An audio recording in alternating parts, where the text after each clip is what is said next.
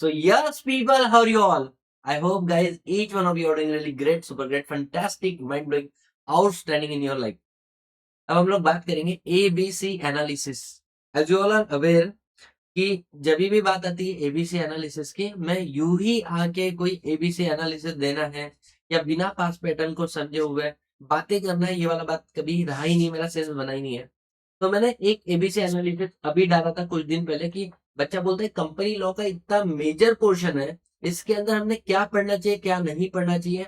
अगर आपने last paper pattern का ट्रेंड देखा होगा ना, तो then you will understand guys कि आपके जो इंपॉर्टेंट चैप्टर होते हैं लाइक बोर्ड मीटिंग, हर बार पेपर आता है.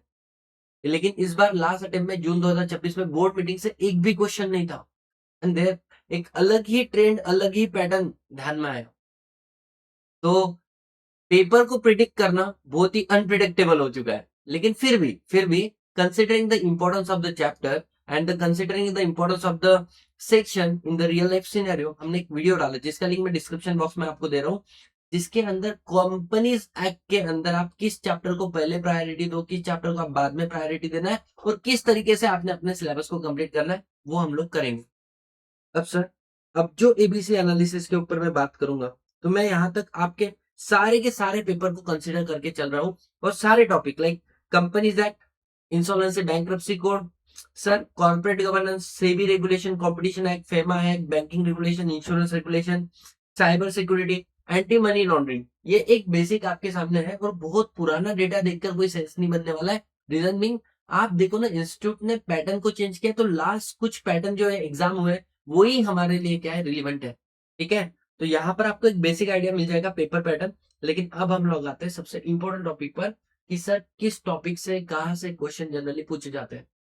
तो मैं आपको बता दूं, कंपनीज एक always be a category number 1. इसमें मैंने आपको ये बात लास्ट क्लास में प्रूव की थी. 61 मार्क तक का ऑप्शनल पेपर आपका कंपनीज एक्ट से आता है. ठीक है, तो इसमें भी अगर आप देखो बार बार क्वेश्चन कहाँ से पूछे जाते हैं, तो आपको पता चलेगा केस स्टडी बेस्ड एमसीक्यू भी इसमें आते हैं और केस स्टडी बेस्ड क्वेश्चन भी आते हैं और डिस्क्रिप्टिव क्वेश्चन भी आते हैं.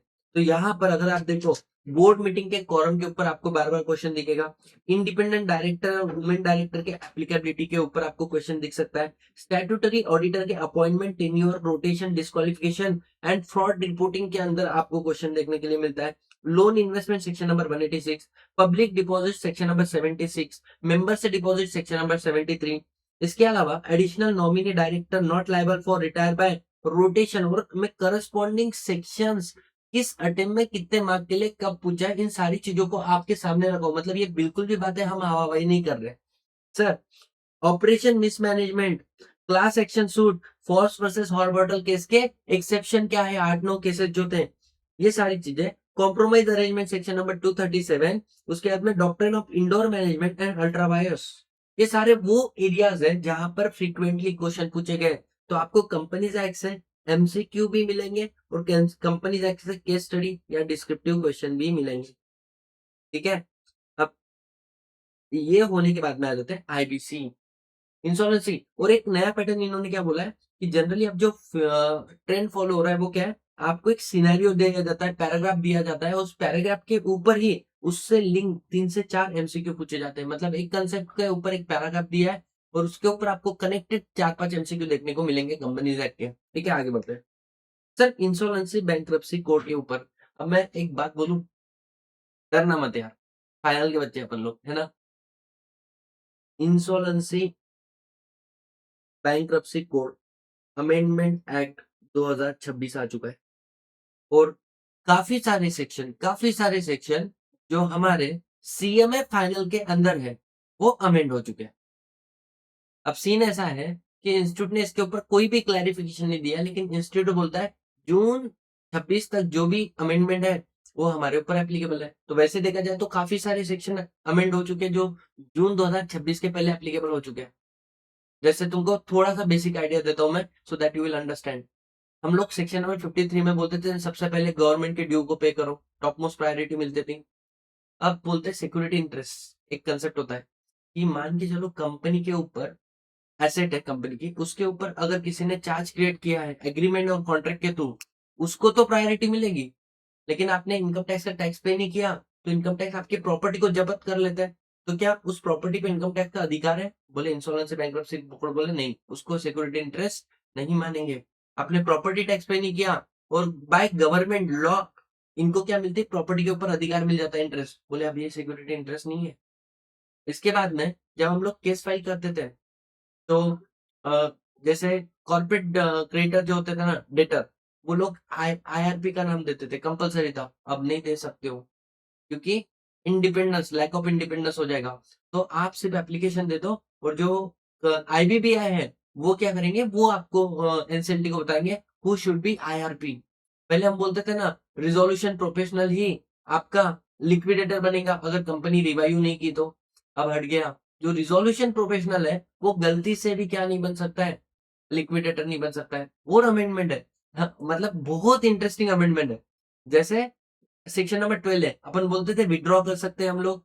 अब इन्होंने बोला है एक बार जब तक कमिटी ऑफ क्रेडिटर का गठन नहीं होता उसके पहले विड्रॉ नहीं कर सकते हो। और कमिटी ऑफ क्रेडिटर का गठन होने के बाद में अगर आपने इनविटेशन दे दिया है, किसका, रिजोल्यूशन प्लान के लिए इनवाइट किया है ना, तो फर्स्ट इनविटेशन जब तुमने दे दिया उसके बाद में आप क्या नहीं कर सकते हो, विड्रॉ नहीं कर सकते हो अपने एप्लीकेशन को। रिजोल्यूशन प्रोफेशनल मतलब जो कमिटी ऑफ क्रेडिटर बनी ना रिजोल्यूशन प्लान को, आप अपने एप्लीकेशन को फॉर सीआरपी विड्रॉ नहीं कर सकते हो। मतलब एक बार कमिटी ऑफ क्रिएटर बनी और रिजोल्यूशन प्लान को इनवाइट कर रहे हैं उसके पहले आप क्या कर सकते हो, विड्रॉ कर सकते हो। तो there are lots of amendments. अब सर क्या होना चाहिए, मैं तुमको सच्चे बताऊं ना, उस अमेंडमेंट को मैं भी पढ़ रहा हूँ। इसी आपके छोटे छोटे अमेंडमेंट है ना, इन अमेंडमेंट को मैं भी पढ़ रहा हूँ, ठीक है। लेकिन क्वेश्चन ये इंस्टीट्यूट ने अभी तक नोटिफाई किया नहीं है, तो क्या करेंगे, I will make one video. देखो मेरा डिटेल वीडियो आईबीसी का आपके पास है जिसमें मैंने 56 58 केस स्टडीज डिस्कस की है। इसके अलावा मैं इसके ऊपर भी एक वीडियो बना दूंगा। हम लोग दोनों के साथ में रेडी रहेंगे। अगर इंस्टीट्यूट ने बोला अमेंडमेंट एप्लीकेबल, हम लोग अमेंडेड प्रोविजन भी लिख देंगे। अगर इंस्टीट्यूट ने बोला अमेंडमेंट नॉट एप्लीकेबल, तो फिर रह गया। और ये बेर एक्ट पढ़ना इतना इजी नहीं होता है यार, तुम समझो ना। ये सिर्फ इतना बोलते सेक्शन में ये वाले वर्ड को चेंज कर दो, इतना एड ऑन कर दो, इतना डिलीट कर दो। हम लोगों को दिमाग लगा के साथ में ओरिजिनल बेर एक्ट रखना पड़ता है, साथ में अमेंडेड बेर एक्ट रखना पड़ता है। और फिर ये भी देखना है कि कौन सा सेक्शन 30 जून के पहले एप्लीकेबल है, कौन सा सेक्शन 30 जून के बाद में एप्लीकेबल है। तो नॉट अ जॉब। तो but still we are doing everything for you, because यार सी, आप लोगों के लिए ही काम करना, आपकी सक्सेस, आपको सक्सेसफुल देखना, यही हमारा पर्पज होता है। और इस बार ऑल इंडिया रैंक्स, बच्चों के एग्जाम्शन 69 वगैरह, दिल गार्डन गार्डन हो चुका है। एंड आई विश कि आपके सबके भी ऐसे ही मार्क आने चाहिए, ठीक है। तो यार डराना नहीं था, मैंने बोला था डरना भी मत, है ना, इंपॉर्टेंट टॉपिक है। तो इंसॉल्वेंसी बैंक्रप्सी कोड के अंदर जनरली क्या है, no dedicated MCQ block is seen. MCQ are directly definition और numerical related timeline, voting percentage वगैरह से लेके डिस्क्रिप्टिव क्वेश्चन यहाँ पे मोस्टली मिलते हैं और स्ट्रेट फॉरवर्ड होते हैं। मतलब कोई केस स्टडी बेस वगैरह नहीं, भले मैंने कराया होगा लेकिन यहाँ पे नहीं है, ठीक है। तो CRP completion of time limit पे आपको फ्रीक्वेंटली आस्क्ड क्वेश्चन दिखेंगे। Person not eligible in resolution professional बोल का क्वेश्चन दिखेंगे।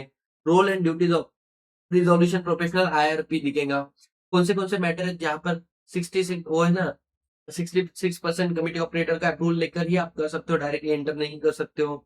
या फिर procedure for approval of resolution plan, educating authority NCLT के थ्रू एजुकेटिंग अथॉरिटी, ये सारा आपको एग्जाम में देखने को मिलेगा। Sir corporate governance, know stand alone case study MCQ block. MCQ mostly definition और लिस्ट बेस होते हैं, मतलब सर करेक्ट इनकरेक्ट स्टेटमेंट वगैरह। और descriptive mix of theory plus numerical. Numerical कैसे, सीएसआर कॉर्पोरेट सोशल रिस्पॉन्सिबिलिटी के जो न्यूमेरिकल होते हैं वो कॉर्पोरेट गवर्नेंस से आते हैं। Although this topic we cover along with the accounts of company chapter, but यहाँ तो इसलिए कॉर्पोरेट गवर्नेंस में अलग से करना नहीं पड़ता है, बट हाँ यहाँ से आते हैं। इसके अलावा यहाँ से डायरेक्टली क्वेश्चन कहाँ से आते हैं, सेक्शन नंबर 135 सीएसआर के ऊपर, सीएसआर एक्सपेंडिचर के ऊपर आता है। Sustainable development activity, triple bottom line वगैरह वो। बिजनेस रिस्पॉन्सिबिलिटी सस्टेनेबिलिटी रिपोर्ट जो अमेंडमेंट हो चुका है बट आंसर तुम्हारा पुराना लिखा है आंसर बुक में, जिसको हमने सही करके दिया है। Sustainability reporting under SEBI. उसके बाद में corporate governance in the family businesses and feature and the principle of the corporate governance for transparency accountability, ये सारे बेसिक क्वेश्चन यहाँ से दिखते हैं। सर सेबी के अंदर आप देखो insider trading, unpublish sensitive price information. उसके बाद में prohibition on communication of insider trading.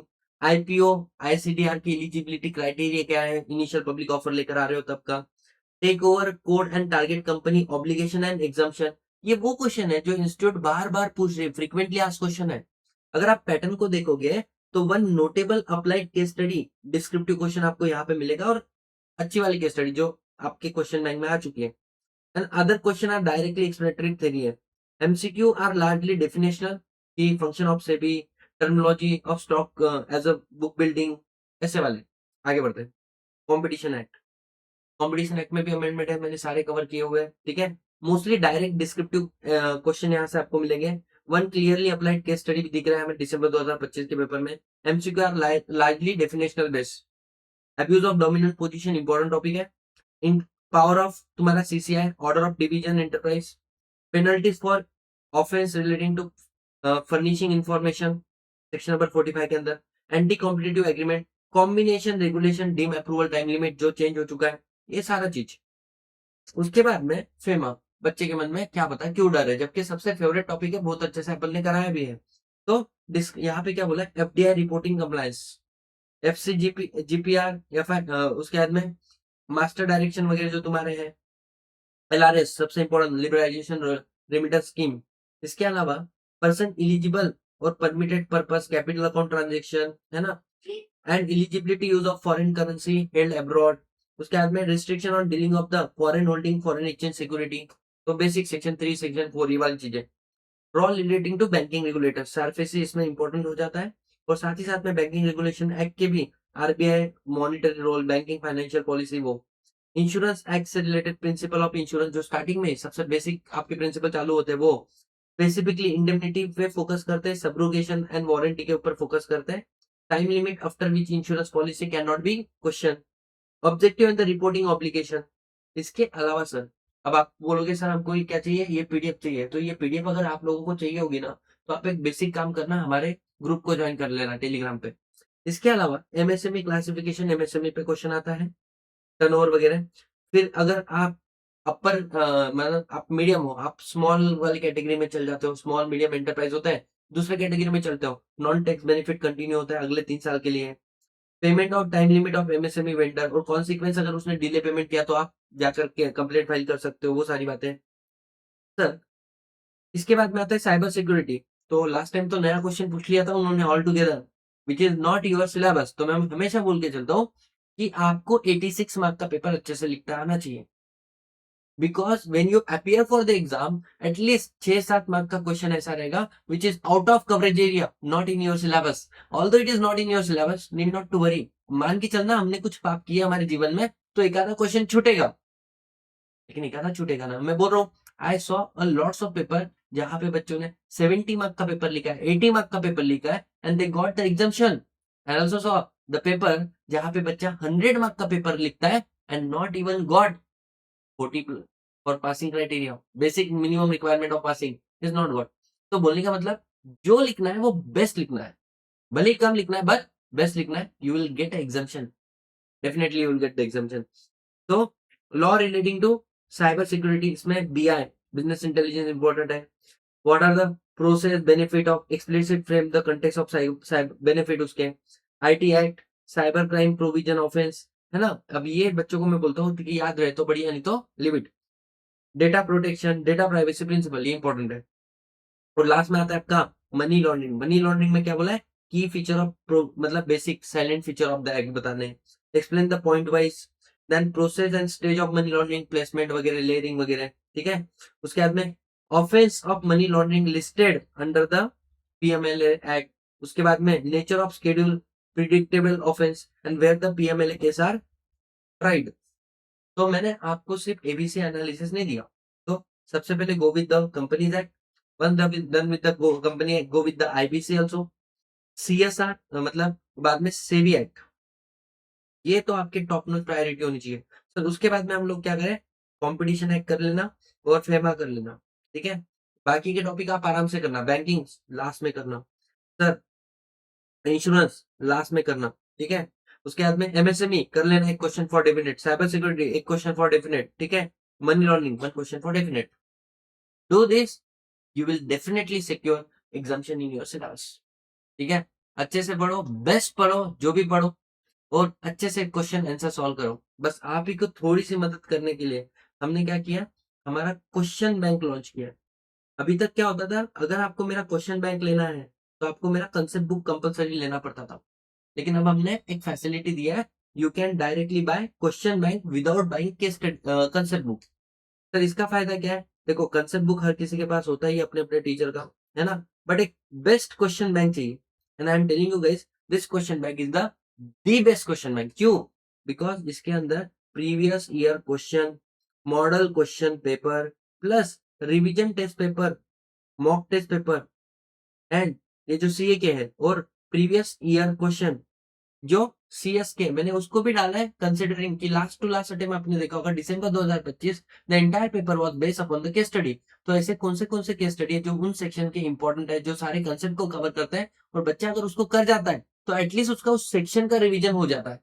जैसे चैप्टर नंबर 1 आप कोई भी क्वेश्चन बैंक उठा के देखो, इतने क्वेश्चन नहीं हो गया, मैंने 43 क्वेश्चन कवर किए, इंक्लूडिंग हमारे इंस्टीट्यूट के question plus relevant case study from the other institute as well. तो guys wish you all the very best, है ना? अगर आपको थोड़ा भी हेल्पफुल लगता है इस वीडियो को, मेक श्योर लाइक करना, कमेंट करना और अपने दोस्तों के साथ में शेयर जरूर करना। See you all in the next video, तब तक के लिए टेक केयर, बाय बाय।